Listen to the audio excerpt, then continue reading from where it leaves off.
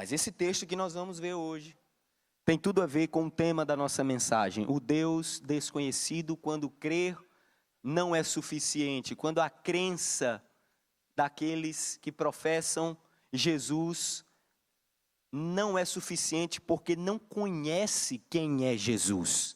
Não sabe quem é Jesus. Não sabe o que significa o sangue de Jesus. Não sabe o que significa a reconciliação, o ministério da reconciliação. Não sabe o que é o sangue, o que significa o sangue, quem é Jesus, o que é Jesus, o que ele faz, qual é o propósito, o que Jesus tem a ver com a criação, qual é a relação de Jesus com a criação. Isso são algumas perguntas que nós vamos responder através desse denso texto. Esse texto é denso, esse texto que revela a supremacia de Cristo. O tema da mensagem de hoje é a supremacia de Cristo. E está lá em Colossenses capítulo 1, a partir do versículo 15. Colossenses capítulo 1, a partir do versículo 15. Todos acharam? Amém? Posso ouvir um amém aí? Glória a Deus. Você coloca o seu celular em modo avião, tá certo? Coloque em modo avião. Não sei que você tenha uma resposta para dar ou alguma coisa. Por favor, não fique... é uma questão particular. Cada um tem a sua e eu não tenho nada contra. Mas quando você fica tirando foto da mensagem e escrevendo na hora, às vezes pode até desconcentrar você perder um ponto importante, mas também se você quiser, não tem problema. Enfim, fica à vontade.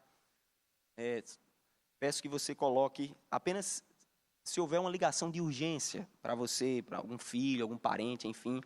E fique com a sua Bíblia aberta, porque a metodologia da mensagem hoje será versículo por versículo, palavra por palavra. Eu vou tentar dissecar, como eu já fiz no culto das 9 e no culto das 4, cada versículo desse que nós vamos ler. Então essa pregação ela não vai ter pontos. Ponto 1, ponto 2, ponto 3, não. Eu vou ler um versículo, uma parte do versículo e nós vamos dissecar. Lê outra parte do versículo, disseca. Então fica com a Bíblia aberta, tá bom? Fica com a Bíblia aberta. Lá em Colossenses capítulo 1, versículo 15, diz assim: Ele é a imagem do Deus invisível, o primogênito de toda a criação. Pois nele foram o quê, gente? Criadas todas as coisas. E quem é esse ele aqui que Paulo está falando? Quem é esse ele? Jesus. Pois nele, em quem, gente? Em Jesus foram criadas todas as coisas, nos céus e na terra, as visíveis e as invisíveis, sejam tronos ou soberanias, poderes ou autoridades, todas as coisas foram criadas por quem, gente? Por Jesus e para Jesus. Ele, quem? Jesus, é antes de todas as coisas, e nele tudo subsiste. Ele é a cabeça do corpo, que é a igreja. É o princípio e o primogênito dentre os mortos, para que em tudo tenha a supremacia, pois foi do agrado de Deus que nele habitasse toda o que, pessoal? A plenitude, e por meio dele reconciliasse consigo todas as coisas, tanto as que estão na terra, quanto as que estão nos céus, estabelecendo a paz, pelo seu sangue derramado na cruz. Antes, vocês estavam separados de Deus, e na mente de vocês eram inimigos por causa do mau procedimento de vocês, mas agora, ele os reconciliou pelo corpo físico de Cristo, mediante a morte, para apresentá-los diante dele, santos, inculpáveis, livres de qualquer acusação, desde que continuem alicerçados e firmes na fé, sem se afastarem da esperança do evangelho que vocês ouviram e que tem sido proclamado a todos os que estão debaixo do céu. Esse é o evangelho do qual eu, Paulo, me tornei ministro. Baixe sua cabeça, por favor. Senhor, nós estamos aqui nessa noite em que nós adoramos o Teu nome de maneira extraordinária com esse louvor. Noite em que nós nos entregamos a Ti com palavras, com orações e com súplicas. Noite em que nós dedicamos ao Senhor os nossos dízimos e as nossas ofertas.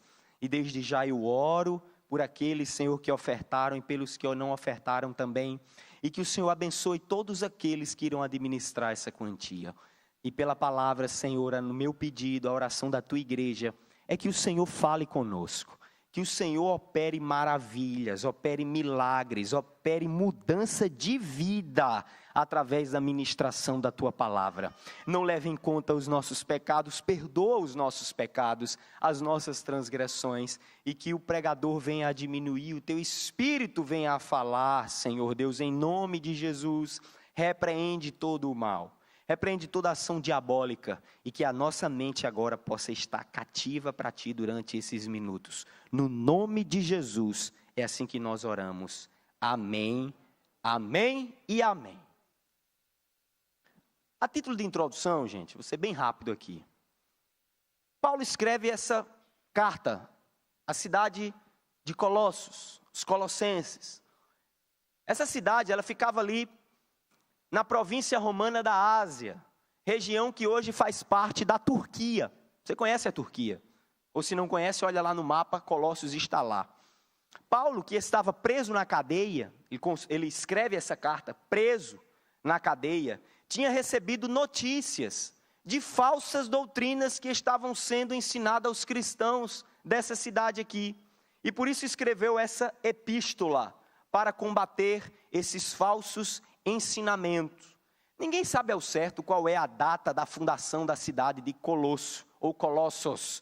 Só que uma coisa é muito certa. Essa cidadezinha aqui, a qual Paulo escreve, ela já foi mencionada pelos historiadores desde os dias do rei Xerxes, lá da Pérsia. Sabe quem foi Xerxes? Era o Assuero, do livro de Esté, da minha Estézinha. Não é da minha Estézinha não, é da Esté da Bíblia aqui. Tá? Era o Xerxes, o Assuero. E Xerxes foi sucedido por Artaxerxes. Quem foi Artaxerxes, Davi? Foi aquele que permitiu Esdras a guiar um grupo de judeus de volta para Jerusalém e sancionou a reconstrução dos muros na direção de Neemias. Então, Colosso já era mencionado nessa época aqui. Isso aqui, gente, eu estou falando em algo aproximadamente 500 anos antes de Cristo, 485.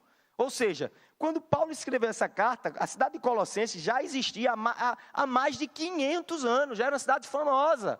Imagina, o Brasil hoje tem 500 anos de descoberta, Colossos há 2000 anos já havia sido descoberta, aliás, já era uma grande cidade há mais de 500 anos. Então, quais eram as ameaças? Quais eram as ameaças que Paulo estava tentando ali combater? Quem eram os inimigos? Melhor assim, a pergunta fica mais interessante. Quem eram os inimigos? Primeiro, dois inimigos. Primeiro eram os pagãos, aqueles que não eram judeus. Quem não era judeu era considerado pagão. E os pagãos, eles simplesmente adoravam outros deuses, várias divindades. Era Deus para cá, Deus para lá, Deus do sol, Deus da chuva, Deus do vento, Deus de todo canto, tá certo? E do outro lado tinha a ameaça judaica, os judeus. E dentro do judaísmo existiam duas ameaças. Então tem de um lado aqueles que não criam em Deus, em Jeová, no Deus único, tá? E do outro lado eu tinha os judeus que criam no Deus único. E esses judeus tinham dois problemas dentro desse grupo. Primeiro eram aqueles judeus que não acreditavam em Jesus, que não acreditavam que Jesus era Deus. E o outro grupo de judeus era o que acreditava que Jesus era Deus, porém, para você se tornar um verdadeiro cristão, você deveria também adotar as práticas judaicas. Então, gente, o fato é que a igreja cristã, ela foi perseguida de forma externa e de forma interna, e se está aqui hoje é por obra exclusiva do Espírito Santo de Deus. As ameaças eram imensas. Então Paulo escreve essa carta aqui extraordinária, e ele começa aqui explicando, falando acerca de Jesus Cristo, quem ele era, da sua natureza, da sua grandeza, da sua majestade.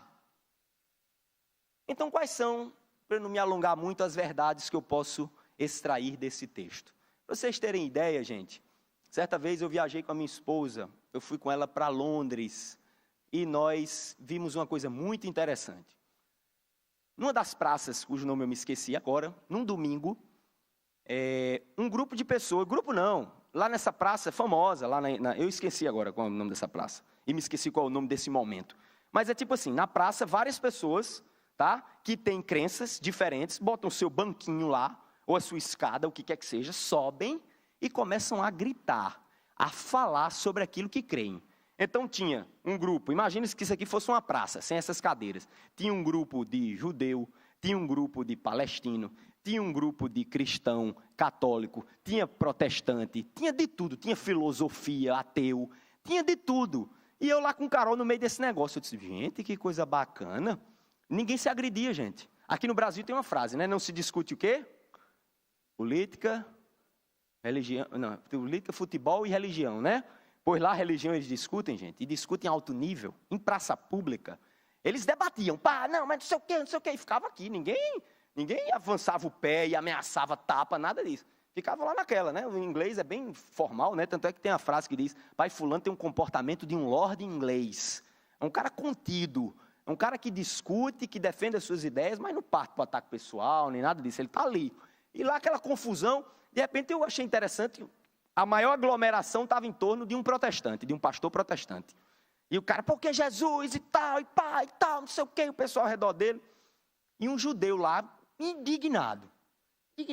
Pai, isso é uma blasfêmia, que Jesus é Deus, não sei o quê e tal, e pá, pá, pá. Aí eu cheguei para ele e disse, Jesus é Deus. Aí ele olhou para mim assim, com aquele negocinho na cabeça.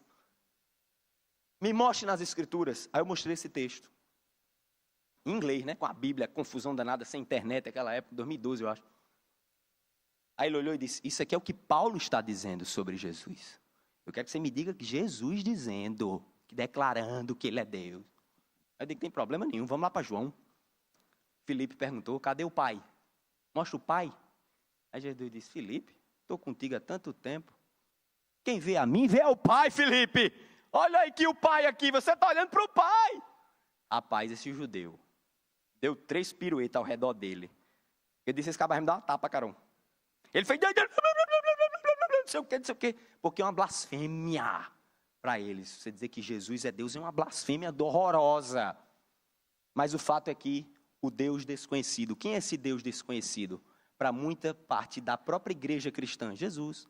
Não sabemos quem é Jesus. E nós vamos aprender através do texto aqui, abra, você já está com a Bíblia aberta, vamos ler o versículo 15 e o 16.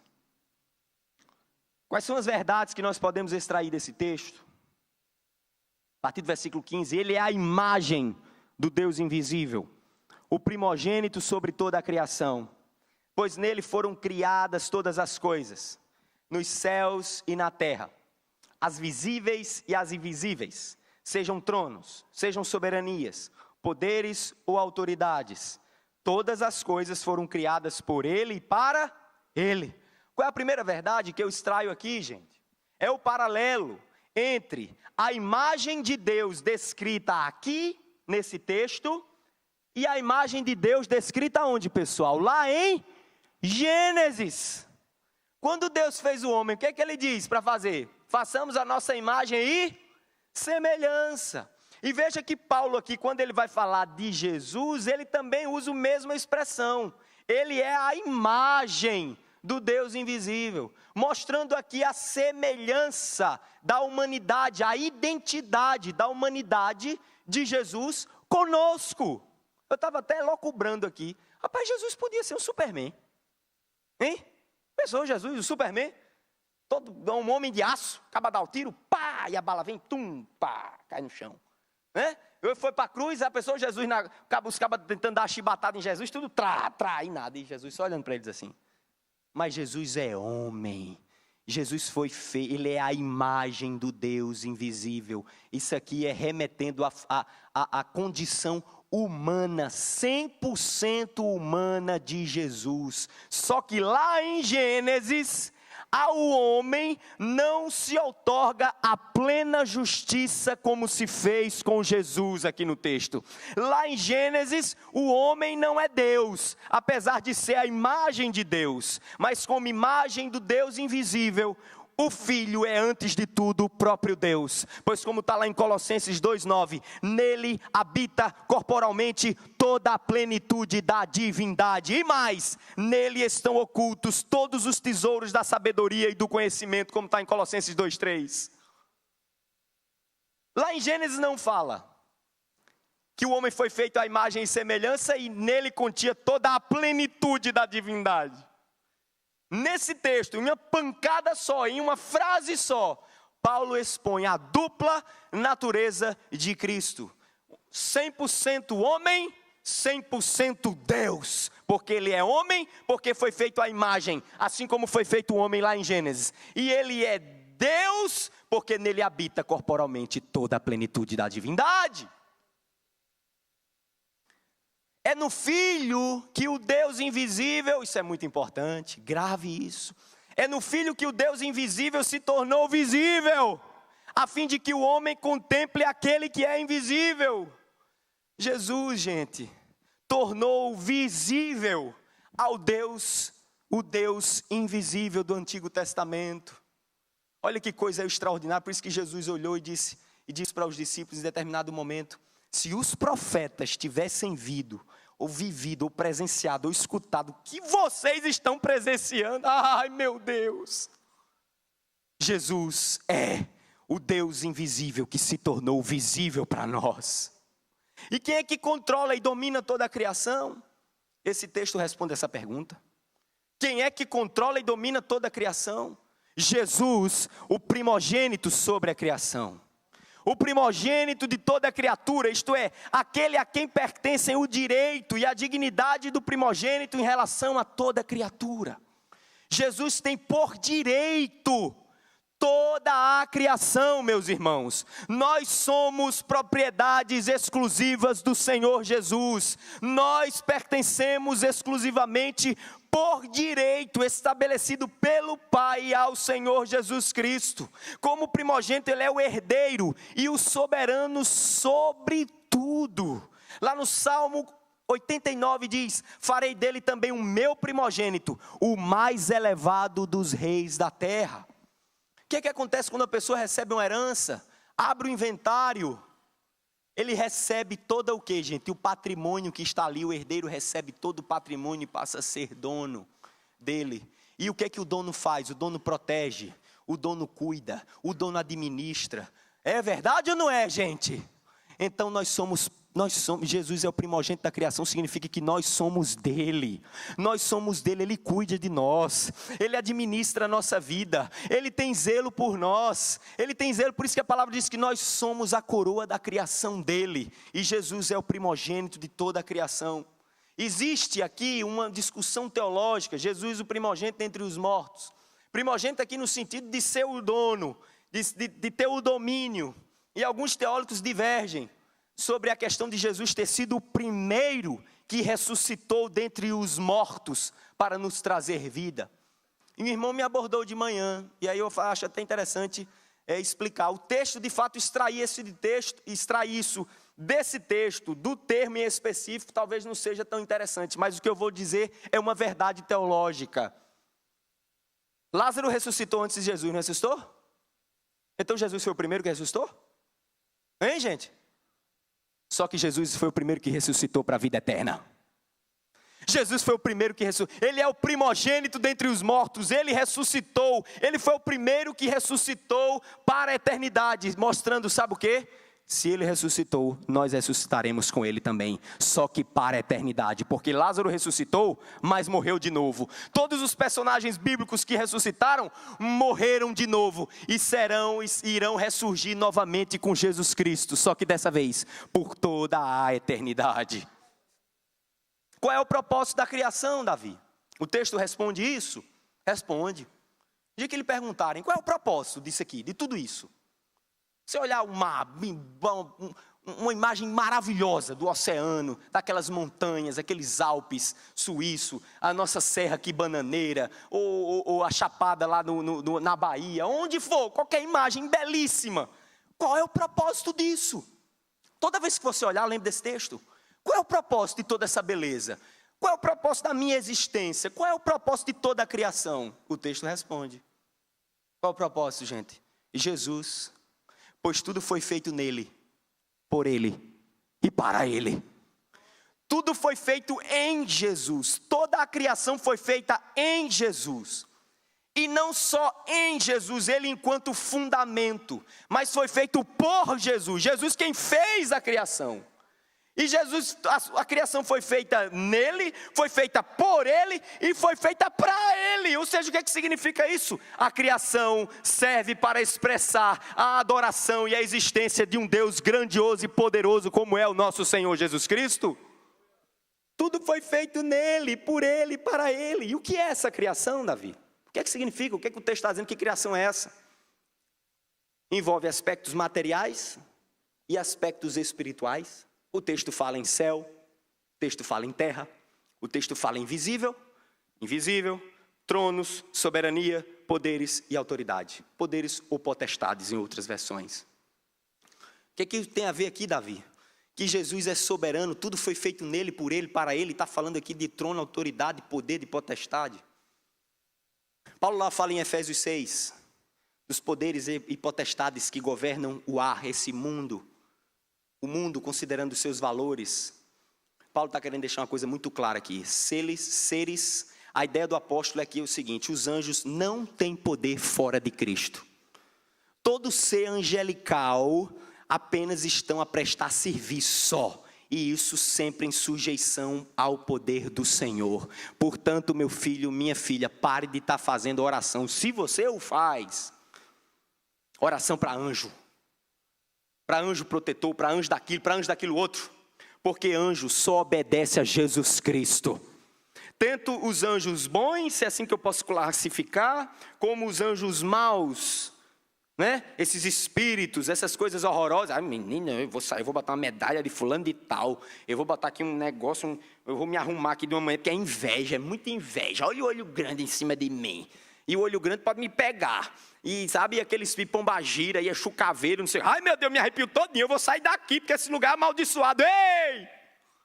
Você é abençoado, meu amigo. Todos os anjos, todos eles estão sobre o domínio exclusivo de Jesus Cristo. Não tem principado, não tem potestade, não tem demônio, não tem Lúcifer, não tem pombagira, tranca-rua, chucaveira, pode ser a macumba que for. Toda ela é desfeita no nome de Jesus. Toda ela é desfeita na autoridade de Jesus. Quando Jesus é Senhor, é cabeça, é governante, é rei sobre a sua vida, não tem macumba, não tem inveja, não tem praga, não tem nada que pegue na sua vida. Pelo contrário, aquele que lançou é que se cuide de não ser tocado pelo Espírito Santo e converter a sua vida para Ele.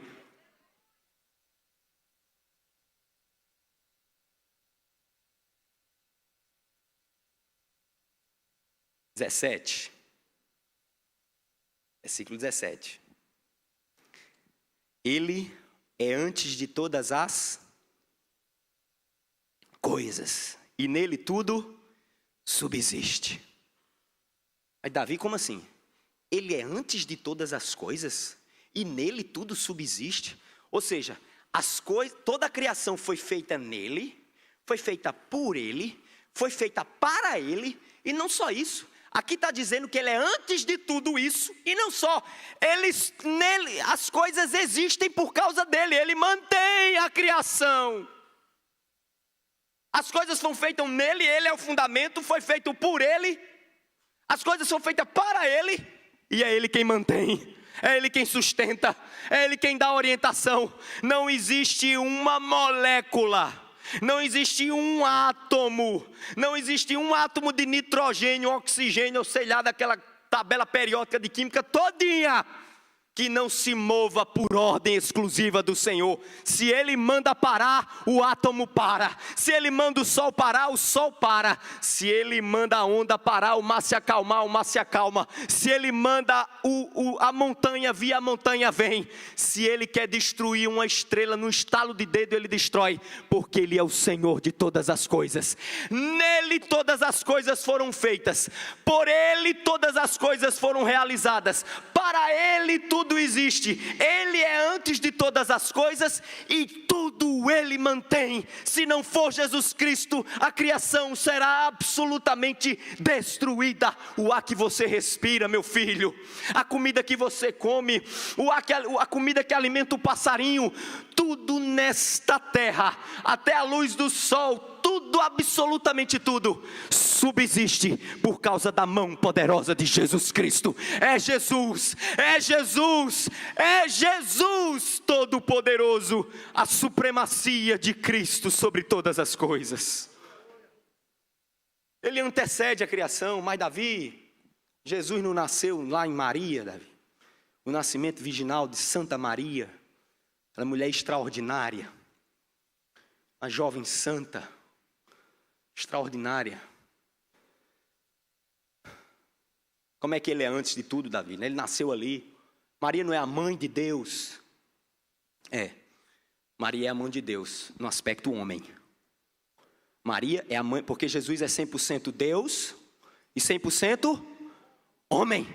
Maria é mãe de Deus no aspecto homem, mas no aspecto Deus, de antes de tudo, não.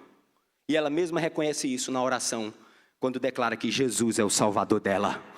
Só salva quem é antes, só salva quem é maior, só salva quem é supremo, só salva quem é o cabeça, só salva quem é o todo-poderoso, só salva quem é o criador de todas as coisas. Maria reconhece que Jesus, o seu filho que estava no ventre dela, antes de Jesus, meu filho, antes de Jesus nascer, ela já declarou: eis o meu Salvador, porque ela já sabia que ele vivia de eternidade em eternidade, e que ele havia nascido antes, nascido não, que ele já existia antes da criação de todas as coisas, porque ele é o alfa, ele é o ômega, ele é um princípio, ele é o fim, ele é Jesus Cristo de Nazaré.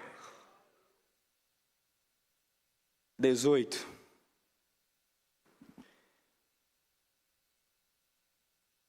Ele é a cabeça do corpo, que é a igreja. É o princípio e o primogênito dentre os mortos, para que em tudo tenha a supremacia. O que eu aprendo daqui, Davi? Aqui está falando de uma imagem, uma metáfora de um corpo humano. Use o meu corpo, use o seu, use qualquer corpo, desde que seja humano. Ele é o que, gente? Vamos lá, o corpo humano, está aqui o corpo humano. Quem é Jesus no meu corpo? A cabeça. E a igreja é o que? Corpo. Jesus, igreja. Jesus, igreja. Lá nos evangelhos, Jesus faz outra metáfora. Jesus fala de uma árvore. E Jesus fala dos seus galhos, que podem ser o quê? Que podem ser enxertados nessa árvore. E qual é a função da cabeça? Eu vou tentar trazer para vocês aqui. A primeira delas, a função da cabeça é vida. A medicina estabelece a morte de um cidadão através da morte encefálica. Morreu, morte encefálica, pode estar bombeando o coração, pode estar funcionando o rim, pode estar funcionando o pulmão, pode estar funcionando tudo daqui para baixo. Morte encefálica, morreu. Cabeça significa vida. E galho? Pegue um galho. Pode ser grande, pequeno, do jeito que você quiser. Vá na árvore e arranque o galho. Quando você pegar esse galho vai estar o quê na sua mão? Seco? Não, não vai estar seco. Arranque um galho e bota na sua mão que você vai ver, ele vai demorar para secar. Mas aquele galho, ele tem aparência de quê? De vida. Talvez muita gente que está me ouvindo aqui agora, no reino espiritual, está com morte encefálica. O coração está funcionando. Os rins estão funcionando. O pulmão está funcionando. Está tudo funcionando. Parece que está vivo, mas está morto. Tem gente aqui que está me ouvindo, talvez por aqui, pela rádio, que eu recebi testemunhos de conversão pela rádio hoje à tarde. Talvez você, meu filho, está me ouvindo, minha filha. Você esteja como esse galho dessa planta. Aparentemente está verdinho, aparentemente está alimentado, mas se estiver desconectado na videira, está morrendo. Se estiver desconectado da videira, não tem seiva. Se não tem seiva, está sofrendo. E quem está longe de Cristo aqui sabe o que eu estou dizendo, o vazio que sente no coração. É um vazio tão grande que você não consegue preencher com drogas. Você não consegue preencher com mulheres, com homens. Você não consegue preencher esse desejo com remédios, com tarja preta. Você não consegue. Sabe por quê? Porque você foi desconectado da videira. Você foi desconectado do corpo. Então está morto. E o que está morto não adianta maquiar. Não coloque maquiagem em defunto. Não adianta nada. É mera aparência. Agora o que Jesus quer hoje nessa noite? Quer reconectar os galhos à videira. quer reconectar o corpo à cabeça perfeita que é Jesus, porque a cabeça representa a vida. O que significa a cabeça? Cabeça significa percepção. Por que, Davi? Que assim? Como assim? Onde é que estão os principais sentidos do corpo humano? Visão, audição, olfato, paladar. Hoje um médico me abordou, inclusive, e disse: Davi, e na cabeça estão os 12 pares, eu não sei o termo técnico, os 12 pares de nervos, não sei das quantas, que representam toda a movimentação do corpo humano. É na cabeça que estão esses 12 pares de nervos. Um desses pares alterando desmantela o corpo todo. É na cabeça que está. Tá aqui, tem o doutor Venturiel, você pode confirmar para mim se é correta essa informação. Eu não sou médico, não tenho obrigação. Mas é na cabeça que estão os 12 pares. Ele veio fazer associação, né? Pastor Davi, que coisa. São 12 apóstolos, né? Não sei o quê, papapá. São os 12 pares de nervos na cabeça. E aí está falando da cabeça. Percepção é visão. É ver com os olhos do Senhor Jesus Cristo. Quando você está desconectado da cabeça, escuta que vai ser noite de libertação aqui nessa noite. Aleluia. Quando você está conectado na cabeça, meu filho, você vê com os olhos de Cristo. Quando você está conectado à cabeça, ao corpo, que é a igreja, por isso que sai dessa de desigrejado, corre, sai, isso é doutrina de demônio, meu irmão. É igreja, é estar junto aqui, não tem negócio de igreja dentro de casa não, você afastado e fazendo o que você quer não, tem que estar conectado no corpo espiritual e místico do Senhor Jesus Cristo. Quando você está conectado ao corpo, você enxerga com os olhos de Cristo, você escuta com os olhos de Cristo, você cheira o cheiro, o aroma horroroso do pecado, você sente o gosto daquilo que desagrada a vontade de Deus. Ai, pastor Davi, eu não escuto mais a vontade de Deus, eu não consigo ver, eu não consigo sentir Deus, eu não consigo mais, pastor Davi. Primeira coisa que eu pergunto: como é que está a tua vida de devocional? Como é que está a tua vida de oração, de jejum e de leitura da palavra? Porque tem gente que procura pastor, gente, e eu dou logo o coice, logo assim, a tesoura voando assim, sabe? Já para passar o filtro, para ver logo se é muganga, como diz pastor Sérgio, para ver se logo se é presepada, entendeu? Aí vem um cabo, aí pastor, vem logo com a conversa de vida, ver como é que está a tua vida com Deus, meu irmão. Como é que está a tua vida com Deus, minha irmã? Eu quero observar se está conectado na videira. Essa minha pergunta não é bestinha, não. Toda vez que um pastor fizer uma pergunta para você, não acho que ele está ali dando uma de Zé Doidinho, não. Quando eu pergunto como é que está a sua vida com Deus, e eu pergunto agora, é para saber, está conectado na videira ou não? Porque se não estiver conectado na videira, meu amigo, tem que conectar para vir falar comigo. Porque como é que você vai, ou você acha que eu vou me conectar por você? Tem muita gente que quer o pastor se conectando no lugar dele. Não dá, meu filho, eu nunca vou me conectar à videira por você. É você quem tem que se conectar à videira. É você quem tem que se conectar à cabeça para ver, para ouvir, para sentir. É proteção. Cabeça, o que significa? Terceiro lugar, proteção. Vamos lá? Vamos usar aqui os básicos dos sentidos. Esse copo. Eu olho. Parece água, não parece? Hã? Parece. Parece ou não parece, gente? Ou você não está enxergando esse copo? Aí eu indolor. Primeira coisa, se esse copo tivesse uma cor vermelha ou barrenta, eu ia beber esse troço aqui? Não. Primeira defesa. Olho. Olhou? Rapaz, não dá certo isso não. Isso não é água não, isso é enrolação já. Porém, olhei e vi. Tá com gosto, tá com cheiro de água. Aí tem cheiro de nada. É água, indolor, água. Aí agora eu vou experimentar, só para ver. É água de verdade. Porque se tiver um gostinho amargo, qualquer coisa, eu já cuspo. Cabeça é proteção, meu filho. Como é que você quer ser protegido dos dardos e das armadilhas de Satanás se você não tem cabeça? Se você é um acéfalo, se você está com morte encefálica, vai quebrar a cara nos relacionamentos, vai quebrar a cara na vida profissional, vai quebrar a cara na vida pessoal, vai quebrar, porque é um corpo completamente desmantelado andando no meio da rua, meu filho, vai cair no primeiro buraco.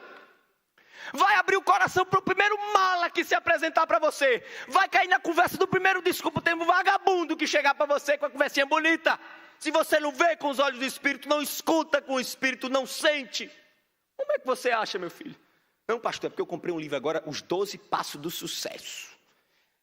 A chave da vitória do crente. Eu leio isso aí. Não, você pode ler, meu filho. As chaves, sabe? As comportas, as portas. O que você quiser. Se você não estiver conectado na videira, se você não estiver conectado à cabeça, você não vai ver, você não vai ouvir, você não vai sentir. Está no local, a cabeça, outra função aqui, está no local mais alto. A pessoa, se a cabeça da gente fosse nos pés. Tem gente que diz, né? Esse menino está com a cabeça nos pés. O que significa isso? Doidinho do zorro, doidinho, lezinho. E fazendo besteira. É ou não é? Cabeça nos pés. Só que a nossa cabeça está no lugar mais alto. Por que está no lugar mais alto? Responda-me. Nossa cabeça está no lugar mais alto. Mais alto, não tem nada. Uma coisa que é mais alto do que minha cabeça é o restinho do fio de cabelo que está aqui, ó. Tá sofrendo. A cabeça está no lugar mais alto, gente. Porque protege. Nos faz ver o quê? Oportunidades e perigos. Opa, estou vendo, rapaz, está vindo um pitbull ali, ó. Ou então as irmãs, né? Menino, lá vem a barata. É a barata, é o dragão do Apocalipse. Ai, Jesus, sai correndo. Porque tem irmão que, olha, vê uma barata. A nossa pastora Samara e minha esposa, meu amigo, vê a barata, é o dragão do Apocalipse. É a besta fera dos infernos. É um grito, meu amigo, que parece que viu Lúcifer cercado pelos anjos, tudo de... sai gritando. A gente vê, morreu, teve uma trombose, que acabou o mundo. Era a bexiga da barata. E hoje uma irmã lá no restaurante, coitada da bichinha, não sei se ela está aí, deu um grito, meu amigo, eu digo, pronto, acabou, é o coronavírus, chegou aqui, o que foi que aconteceu? Era uma formiga, gente, desse tamanho. A irmã deu um grito. Mas por que ela deu um grito? Quem foi que alertou ela? Foi o quê? Foi a mente, foi a cabeça, foi a visão que o quê? Que protege, está alto, estou vendo. Outra função da cabeça, não sai da cabeça aqui, coordenação. Cabeça, coordenação. A cabeça tem a função de coordenar os membros do corpo. Tem crente que está acéfalo. Não sai do canto na vida, sabe por quê? Não sai do canto nos relacionamentos, não sai do canto na profissão, não sai do canto no emprego, não sai do canto em nada. Sabe por quê? Porque como ele está acéfalo, uma parte dá ordem para o pé ir para frente e a outra para trás. Então o pé direito é para frente e o para trás. Aí o crente fica assim, ó. O acéfalo, não sai do canto, se não andar assim, ó. Entendeu? Imagina, minha perna esquerda querer ir para a esquerda, minha perna direita querer ir para a direita. Já pensou andando assim, ó, como é que eu vou andar assim? E nem um louco, me diga, me responda. A pessoa, minha mão completamente desgovernada. Se eu estou segurando aqui esse microfone é porque o meu cérebro, a minha mente está determinando esse controle. O cérebro, a cabeça, ela determina. Se tua vida, meu filho, está toda esculhambada, está toda desordenada, está toda fora do lugar, é porque é muito provável que você não esteja conectado à cabeça. Mas Davi, que é isso? É teologia da prosperidade? É não, porque quem escreveu aqui estava preso. Paulo estava preso. Paulo estava na pior das circunstâncias. Mas sabe o que ele fez? Ele escreveu essas cartas. E uma das mais interessantes e intrigantes, a carta que antecede Colossenses, que é a de Filipenses, consideradas nada mais, nada menos do que a carta da alegria. O cara preso, um cara sofrido, um cara perseguido, um cara em final de ministério, todo mundo achando que Paulo tinha fracassado, e Paulo escreve, alegrem-se Filipenses, alegrem-se Filipenses. Tudo estava em ordem na vida de Paulo. Paulo sabia quem ele era, Paulo sabia quem Jesus era, Paulo sabia de onde veio, Paulo sabia para onde ia, Paulo sabia qual era o ministério dele, ao ponto dele escrever aos Filipenses. O cara preso, escreve para quem está solto: ei, não desistam, porque aquele que começou a boa obra em vós, ele é fiel, poderoso e justo para completá-la em nome de Jesus.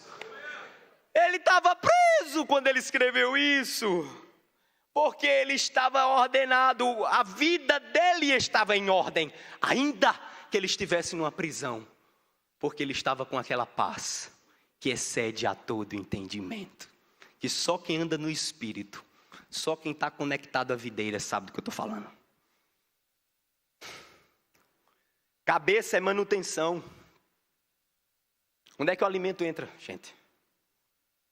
Gente, por onde é que o alimento entra? E a água entra por onde? Pela boca, pela cabeça. É nessa região, é na mente. Porque nós precisamos, o alimento é fundamental. Passa 2 dias sem beber água? Passa um dia. Passa.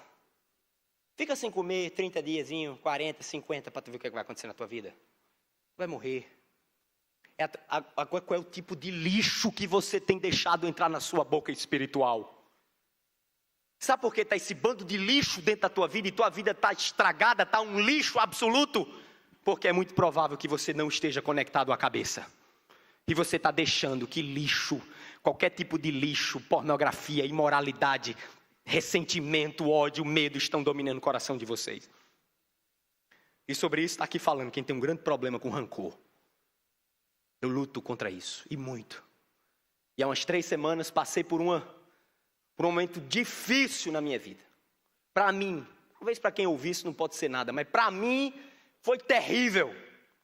Foi, olha, podre. E aí lá vem, né? A semente de Satanás para se implantar no meu coração, e eu percebi. E eu senti, minha esposa sentiu também. Eu digo, pronto, agora ferrou. E eu, ai, meu Deus, ai, Jesus, não sei o que eu digo, homem. Pastor Sérgio, eu mandei uma mensagem para ele, acontecendo isso. Sabe qual foi o conselho dele? Eu me submeti a uma situação que era mais constrangedora do que eu estava vivendo. Aí eu pensei, ele não entendeu não o que eu disse. Meu Deus do céu, não é possível. Ele disse, vai, que quem vai te honrar é Deus. Vá! E eu no meu coração, eu vou desobedecer. Eu vou desobedecer. E por outro lado eu dizia, eu não posso desobedecer. Porque o caminho da obediência é o caminho da vitória. O caminho da obediência é o caminho da libertação. E com milhões de motivos para desobedecer. Mas eu disse, eu vou obedecer. Porque eu estou nessa igreja há 17 anos. E nada do que eu fiz em desobediência ao meu pastor, eu prosperei. Graças a Deus até hoje eu tenho tentado obedecer. Eu acho que essa é a primeira. Mas eu disse, mas eu vou obedecer. Deixa eu dizer com vocês. Eu obedeci. E eu estou liberto. Eu saí da posição que ele pediu para eu ir, liberto. Foi uma cruz para eu ir. Foi uma luta para eu ir. Só Deus sabe. Eu fui vomitando, mas fui. Me submeti, mas saí liberto. Saí feliz, saindo da glória a Deus. Encontrei com ele lá em Brasília, fui dar um abraço, agradecer, dizer, pastor, obrigado pela tua loucura aí. Mas eu fui ouvir um homem que estava conectado à videira. Eu fui ouvir um homem que me conhece. Eu fui ouvir um homem que ia me falar, não que ia agradar o meu coração, mas o que ia fazer bem para a minha vida. Vocês compreendem isso? 19, vamos ler o 19. Pois foi do agrado de Deus que nele habitasse toda a plenitude. Versículo 20. E por meio dele reconciliasse consigo todas as coisas, tanto as que estão na terra, quanto as que estão nos céus, estabelecendo a paz pelo seu sangue derramado na cruz. O que significa que Deus se agradou? Significa que Deus também se desagrada, que Deus se entristece. Você tem agradado ou você tem desagradado o coração do Senhor? Isso é uma pergunta. Em segundo lugar, o que significa plenitude? Está dizendo aqui que Jesus é a plenitude. Pois foi do agrado de Deus que nele habitasse toda a plenitude. O que significa? Sabe o que significa plenitude? Que todas as respostas, todas as saídas, todas as vitórias, tudo está em Jesus Cristo. E fora dele só há um caminho. Fora de Jesus, preste atenção, você que está me ouvindo. Você pode me chamar de radical, pode chamar de doido, pode chamar do que você quiser.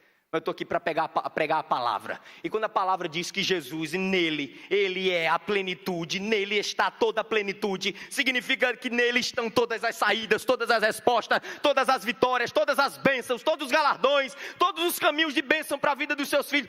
Tudo está em Jesus. E o que está fora dele é o que, pastor Davi? A morte, desolação, desgraça, tristeza, desespero, choro, ranger de dentes. Fora de Jesus é isso. Porque ele é a plenitude. Com Jesus não se precisa de bengala. Não precisa de intermediador A, B, C ou D. Por isso que Paulo diz lá em Timóteo: entre Deus e o homem há um só. Jesus Cristo, vírgula, o homem. Ele é pleno, não precisa mais de nada, porque ele simplesmente é. E reconciliação? Pleno, agora falou ministério de reconciliação. O que é reconciliação? O que isso significa? Primeiro ponto, restauração completa. Isso envolve corpo, se envolve espírito. Isso envolve céu, se envolve terra. Isso envolve visível, isso envolve invisível. Tudo. Reconciliação significa que Jesus, em Jesus, para Jesus, por Jesus e através de Jesus, todas as coisas serão restauradas, absolutamente tudo, com o poder que Jesus possui. O que significa reconciliação? Significa salvação. Romanos 5,10, se quando éramos inimigos de Deus, fomos reconciliados com Ele mediante a morte de seu Filho, quanto mais agora, tendo sido reconciliados, seremos salvos por sua vida. Aleluia. Terceiro lugar, o que significa reconciliação? Que nós temos o dever de ser os mensageiros dessa reconciliação na qualidade de embaixadores de Jesus. Nós temos que ser os mensageiros de Jesus Cristo nessa terra. A palavra também diz que Ele é a paz por meio do sangue. O que significa isso? Que Ele é a paz por meio do sangue. O que significa o sangue? Se a garganta já sofrendo, gente. Ore para ela terminar. Significa duas coisas. Primeiro, sangue significa que ele é o cumprimento da justiça do próprio Deus. A ação da cruz de Cristo Jesus através do seu sangue significa que ele cumpriu a lei de Deus. Sangue significa cumprimento de justiça, cumprimento da lei de Deus. Porque a lei de Deus exige que aquele que pecar precisa, através do derramamento de sangue, pagar por aquele erro. Então, o meu pecado, o seu pecado, o pecado de todos aqueles, toda a humanidade, precisou ser pago pela justiça e pelo sangue de Jesus Cristo. O sangue que ele derramou, gente, foi para cumprir no seu lugar. Aquele sangue ali não era para ser o de Jesus, não. Era para ser o nosso. E por que foi o de Jesus? Me responda. Porque só o sangue de Deus para aplacar a ira de Deus. Não tem sangue de cordeiro, de pombinho, de vaca, de que animal que for, nem o sangue de todas as gerações da face dessa terra derramadas aplacariam a ira e cumpririam a justiça de Deus. Só o sangue do próprio Deus para aplacar a justiça do próprio Deus. Compreendem porque o sangue de Jesus teve que ser derramado? Repita comigo. Sangue significa cumprimento da justiça de Deus. Repita, o que significa sangue, gente? Mais uma vez, o que significa sangue? Agora existe a outra face da moeda. Eu tenho uma moeda com duas faces. Sangue de um lado significa cumprimento da vontade de Deus, da justiça de Deus. E a outra face da moeda, sangue significa, sabe o quê? A mais sublime expressão da graça de Deus. Jesus merecia estar naquela cruz? Me responda. Ele era Deus, Jesus tinha pecado, gente? Deixa eu só fazer essa pergunta aqui, né, para ficar numa boa. Jesus tinha pecado? Não. Ele nasceu através do milagre virginal de Maria. Era homem igual a mim, igual a você. A diferença é que nele não habitava pecado algum, porque ele era a plenitude do próprio Deus. Mas a palavra diz que a lei da época dizia que amaldiçoado, maldito era quem ia para o madeiro. E por que Jesus então foi? Se maldito era aquele que fosse para o madeiro, se Jesus não era maldito, por que ele foi? Graça, favor imerecido. Merecíamos, gente, que Jesus fosse no nosso lugar para o madeiro? Nós pecadores, indignos, injustos, blasfemos, idólatras, mentirosos, prostitutos, prostitutas, merecíamos homicidas, merecíamos que Jesus fosse para o madeiro? Não, mas ele foi, porque isso chama graça. Graça é favor imerecido. Jesus liberou perdão através da cruz, através do seu sangue derramado. Portanto, quando lhe perguntarem o que significa o sangue de Jesus, responda na lata. Lembre de uma moeda e lembre-se de duas faces. Na primeira face, o sangue representa o cumprimento da justiça, da lei de Deus. Daí vem o conceito lá de Paulo em Romanos: e vós sois justificados, vós sois santificados, vós sois inculpáveis, vós sois santos diante do Senhor por causa do sangue que cumpriu a justiça por você. E qual é a outra face da moeda que devemos nos lembrar? É que o sangue representa a mais sublime expressão da graça de Deus. E essa sublime expressão da graça de Deus convoca a sua igreja a exercer essa mesma graça que Jesus derramou por nós. Toda vez que você olhar para o sangue de Jesus, lembrar-se do sangue de Jesus, lembre em olhar para o seu irmão com a mesma graça, com a mesma misericórdia, com o mesmo pensamento que Jesus olhou para você. É por isso que Jesus, quando ele ensina, gente, isso é extraordinário, dá até vontade de chorar. É por isso que ele diz: amem os vossos inimigos. Jesus não estava com teoria bonita ali não, Jesus ali estava antecipando a teologia do sangue. Amem os vossos inimigos e orem por eles, porque assim como eu vou me entregar por vocês, vocês não merecendo absolutamente nada, vocês serão reconhecidos como o povo da misericórdia, o povo da graça, o povo que imita o seu Senhor, que imita o seu mestre, faz aquilo que o seu mestre fez e aquilo que o seu mestre ensinou. Jesus através da cruz ensinou a graça, Jesus através da cruz ensinou o perdão, Jesus através da cruz ensinou o favor imerecido. Jesus através da cruz nos ensinou a não apontar o dedo para o nosso próximo, antes nós sermos misericordiosos, complacentes, não complacente no sentido irresponsável, mas no sentido de olhar para o outro e sentir misericórdia, e sentir desejo que o outro cresça, que o outro amadureça, e não condenar o outro. É isso que representa o sangue de Jesus. 21. Antes vocês estavam separados de Deus, e na mente de vocês eram inimigos por causa do mau procedimento de vocês. O texto aqui trata da condição inicial do homem. Conhecer Jesus, preste atenção. Conhecer Jesus implica saber quem nós somos e o que nós éramos. Conhecer Jesus tem um antes e tem um depois.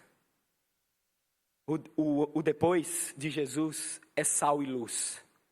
É ser sal nessa terra, é ser luz nessa terra. O antes, separado de Deus, inimigo de Deus, distante de Deus, sem cabeça, sem direção, sem nada. E aqui ele fala: antes vocês estavam separados de Deus e na mente de vocês eram inimigos por causa do mau procedimento. Escute. Você será reconhecido como amigo e como inimigo de Deus, e a banda já pode vir a partir dos seus procedimentos, através das suas ações. Não queira dizer que você está conectada na videira, que você está conectado na videira, que você está conectado ao cabeça, se o seu procedimento não mostrar frutos de arrependimento. Se as suas ações não mostrarem frutos de graça, se você não exalar o perfume da misericórdia de Jesus Cristo para os que estão do seu lado, não diga que você nasceu de novo, não diga que você está estabelecido na videira.